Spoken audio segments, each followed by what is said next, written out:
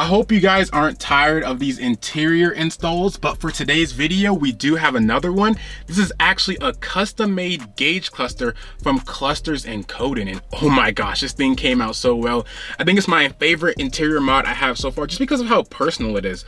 First off, we have these custom blue faces here with actual custom needles here for the speed. It looks really cool, a lot more aggressive. It also says BMW on one side, Royal on the other. These really cool black bottom parts, just overall looking really nice.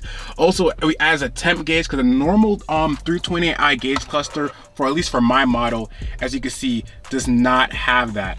Also, the LEDs are custom as well. So it's not on right now, but it does have custom white and blue warning lights. The regular ones are yellow and red.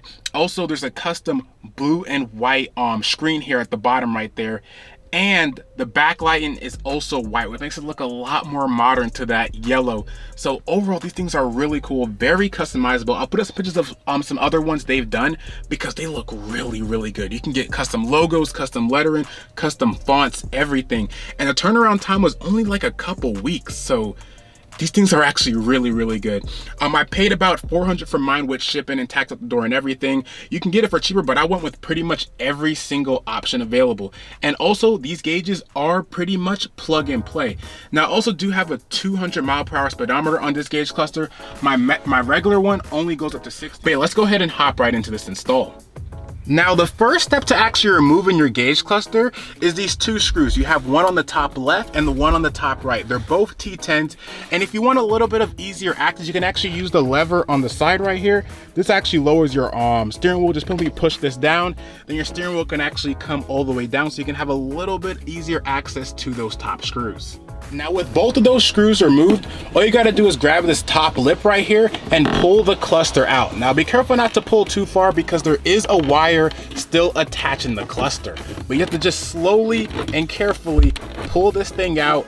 I know it's gonna be a little bit of a tight fit, but it's doable. With the gauge cluster partitioned out, you wanna go ahead and move to the back to remove this wire. Now, for removing the wire, it's really hard to show you guys and do it at the same time. But basically, you want to go ahead and actually push this down, and at the same time, pull this clip downwards as you're pushing down. So you want to push on the center part, and then go ahead and push this clip down.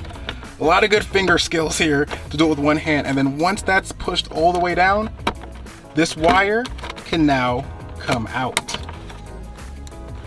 And like that, the whole entire gauge cluster is free.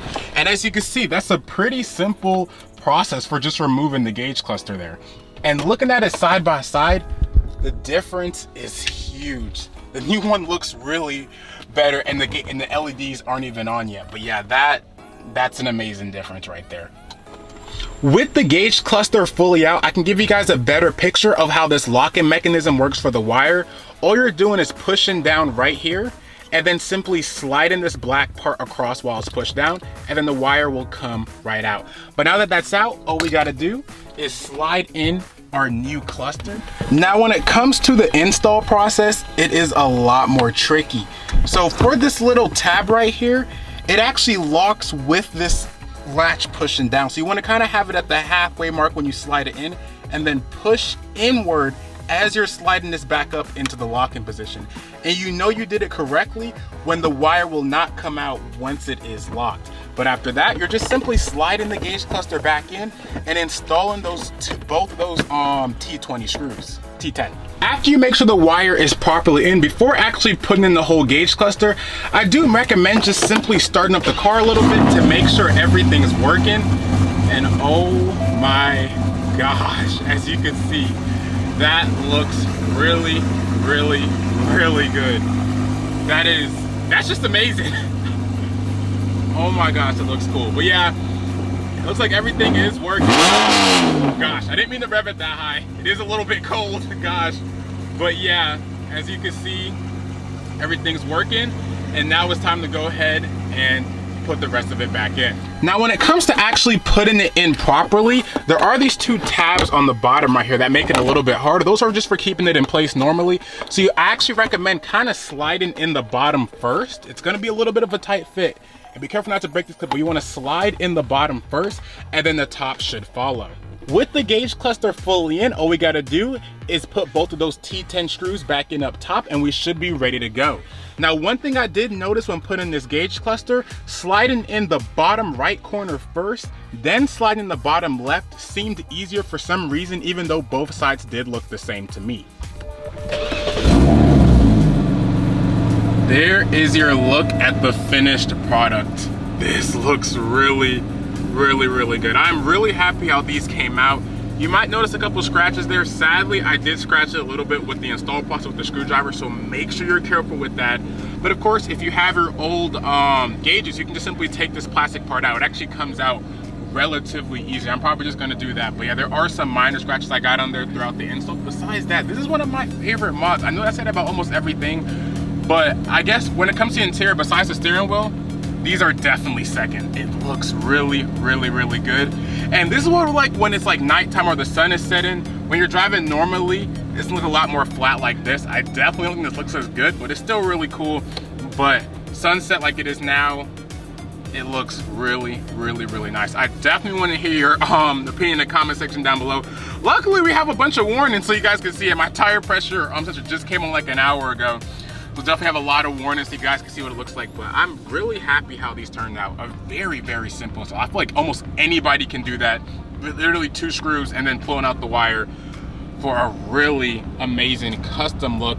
And something I don't see often out of the hundreds of BMWs I've seen on the E90X platform, I've only seen one person with custom gauges like these.